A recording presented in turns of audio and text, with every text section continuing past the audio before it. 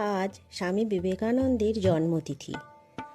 আজ ইংরেজি ক্যালেন্ডারের নিরিখে 12ই জানুয়ারি নয়, তবুও আজ এক বিশেষ পবিত্র দিন। কারণ আজ হিন্দু পঞ্জিকা অনুযায়ী পৌষ মাসের কৃষ্ণপক্ষের সপ্তমী তিথি।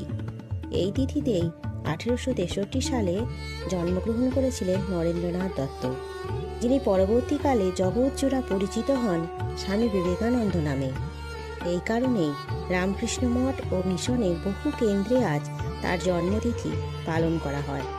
আর 2 জানুয়ারি পালিত হয় তাঁর ইংরেজি ক্যালেন্ডার অনুসারে জন্মদিন, যা আজ জাতীয় যুব দিবস হিসাবেও স্বীকৃত। স্বামীজি নিজেই বলেছিলেন, মানুষকে জাগাও, তাহলেই ঈশ্বরের কাজ হবে। আজ তার জন্মতিথিতে আমরা কেবল একটি দিন নয়, একটি জীবন দর্শনকে স্মরণ করি।